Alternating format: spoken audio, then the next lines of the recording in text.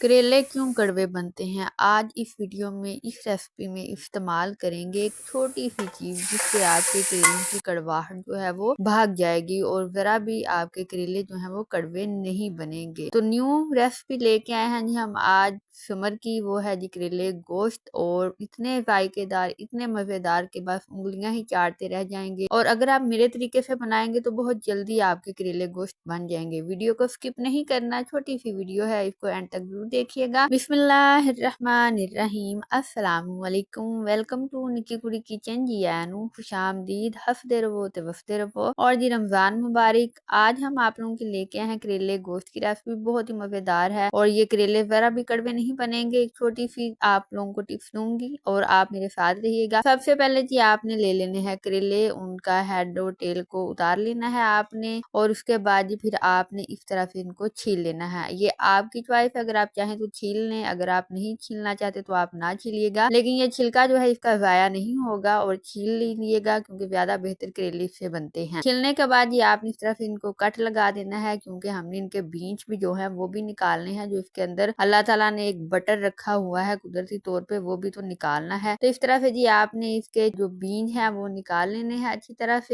से करेलों को साफ कर लेना है। सबसे पहले आपने इनको धो लेना है, धो के रख लेना है ताकि मिट्टी वगैरह जो होती है दुकान की पड़ी हुई डस्ट वैसे भी जो सब्जियों की मिट्टी होती है वो भी उतर जाए। उसके बाद आपने इनके छिलके उतार लेने हैं, इस तरह से इनको छील लेना है। तो यूं नाज़रीन, आपने छुरी की मदद से इनके बीज जो है वो निकालने हैं, अंगूठे के साथ नहीं निकालने क्योंकि फिर बाद में आपका अंगूठा जो है वो दर्द करेगा। तो इस तरह से छुरी के साथ निकाल लीजिएगा। ये करेला साफ सुथरा सा हो गया है और एक एक करके इस तरह से आपने तमाम करेले जो है उनके बीज निकाल लेने हैं, उनको छील लेना है और फिर इनकी इस तरह से कटिंग कर लेनी है। हमने थोड़े मीडियम साइज के करेले जो है वो काटे हैं, ना ही ज्यादा बारीक है और ना ही ज्यादा मोटे, तो आप अपनी चॉइस के लिए से काट लीजिएगा। फिर आपने जी रज नमक ऐड करना है इनमें, और जो हमने छिलके उतारे थे तो वो भी हमने फेंके नहीं, वही इसके अंदर मौजूद है। और इस तरह से फिर जी आपने हाथों को साफ सुथरा करके अच्छी तरह से इनको मसल लेना है, अच्छी तरह से मल लेना है। और ये जो झाग निकल रही है नमक के साथ, तो ये झाग ये है जो करेलों की कड़वाहट है। तो इस तरह से जी आपने जब भी करेले बनाने हैं अच्छा सा नमक लगा के उनको अच्छी तरह से मल लेना है, अच्छी तरह से उनकी कड़वाहट जो है वो निकल जाएगी और इनके जायके पे भी कोई असर नहीं होगा। तो यहाँ पे करेलों की कड़वाहट जो है वो निकल चुकी है। तो आपने तकरीबन आधा घंटा पहले इनको इस तरह से नमक लगा के रख लेना है, आधा घंटा नहीं भी है तो 10-15-20 मिनट तो मस्ट है, तो उनको लगा के रख लीजिएगा नमक के साथ। फिर उसके बाद जी जब टाइम पूरा हो जाएगा 10-15-20 मिनट, तो फिर आपने इनको वॉश आउट कर लेना है। तो अब गोश्त को गला लेते हैं क्योंकि मजेदार सी रेसिपी बनने वाली है करेले गोश्त की। ऐसी रेसिपी है कि सब उंगलियां ही चाटते रह जाएंगे। और जी यहाँ पे हमने गोश्त को गुला लिया है 15 मिनट के लिए, और इसके लिए हमने क्या किया था, नमक ऐड किया, हल्दी ऐड की, और यहाँ पे हमने प्याज और लहसुन जो था वो ज्यादा ऐड किया है। आम रूटीन से हट के हमने डबल इसमें ऐड किया है ताकि ये मसालेदार सा गोश्त जो है वो बने, और फिर इसमें करेले जब फ्राई करके ऐड करेंगे तो बहुत ही जायकेदार और टेस्टी हांडी आपकी बनेगी। तो जरूर इस तरह से इस रेसिपी को ट्राई कीजिएगा। 15 मिनट प्रेशर कुकर पे इसको लगाने के बाद हमारा गोश्त जो है वो गल चुका है। यहाँ पे हमने बीफ का गोश्त जो है वो इस्तेमाल किया है। उसके बाद आपने टमाटर ऐड कर देना है और दीगर मसाले जो है वो भी ऐड कर दीजिएगा, जैसे कि लाल मिर्च, और अगर हल्दी दोबारा से ऐड करना चाहते हैं वो भी ऐड कीजिएगा। और हमने कुटी हुई लाल मिर्च बीफ में ऐड कर दी है। यहाँ पे करेले हमने वॉश आउट करके रख लिए हैं और ये देखे खिले खिले से हैं आप। उसके बाद हमारी जो हांडी है वो भी साथ में पक रही है। यहाँ पे गोश्त को अच्छी तरह से गलाने के बाद इसके अंदर जो पानी है, जो यखनी है, उसको अच्छी तरह से आपने खुश कर लेना है और मसाले भी आपने इसमें ऐड कर दिए हैं। तो यहाँ पे हम जी हरी मिर्चें जो है वो काट के बारीक बारीक सी ऐड करेंगे, और जब करेले गोश्त में आप इनको खाएंगे इनका टेस्ट आएगा तीखा सा, तो बहुत ही स्वाद और मजा आने वाला है आपको। यूं आपने गोश्त को पका लेना है विदाउट ऑयल और घी। तो ज्यादा घी और ऑयल आपने इस्तेमाल नहीं करना कि एक दफा आप हांडी में ऐड करें गोश्त में, दूसरी दफा आप करेले फ्राई करने में ऐड करें। तो इस तरह ऑयल को जाया नहीं करें, वैसे भी बहुत महंगाई है। तो आपने अच्छी तरह से यखनी के अंदर गोश्त को पका लेना है, उसमें मसाले ऐड करने हैं। फिर जब उनकी यखनी खुश्क हो जाएगी तो आपने गोश्त को उतार लेना है। यहाँ पे आपने ऑयल अच्छा खासा ऐड करना है जिसमें आपके करेले अच्छी तरह से फ्राई हो जाएं, ग्रीन से ब्राउन कलर में आ जाएं अच्छी तरह से, तो फिर आपने इनको उतार लेना है। तो देखिए कितने हरे भरे करेले थे और अब यहाँ पे ये फुकड़ के रह गए हैं फ्राई हो के, तो बिल्कुल यहाँ पे ये ब्राउन शेप में आ चुके हैं। इससे भी ये कड़वे नहीं बनेंगे। तो हमने नमक के साथ इनको वॉश आउट किया था, इनकी कड़वाहट निकाल के, तो बहुत मजेदार से ये करेले जो हमारे तैयार हो चुके हैं। उसके बाद ये आपने ऑयल के साथ ही इसको ऐड कर देना है। जो गोश्त आपने पका के रखा होगा उसमें हमने हमने गोश्त में ऑयल ऐड नहीं किया था, हमने वो करेलों वाला ऑयल ही इसमें ऐड किया है। और ये देखिए हमारी हांडी जो है वो परफेक्ट बन चुकी है। अच्छी तरह से इसको मिक्स कर लेना है, अच्छी तरह से पका लेना है। तकरीबन आपने 5 से 10 मिनट के लिए इनको अच्छी तरह से भून के अच्छी तरह से बनाई करके पका लेना है, इस तरह से कि इसका ऑयल जो है वो निकल आए और आपकी हांडी जो है माशाल्लाह से तैयार हो चुकी है। और एक नाज़रीन यहाँ पे बात है कि हमने इसमें अदरक इस्तेमाल नहीं किया, और आप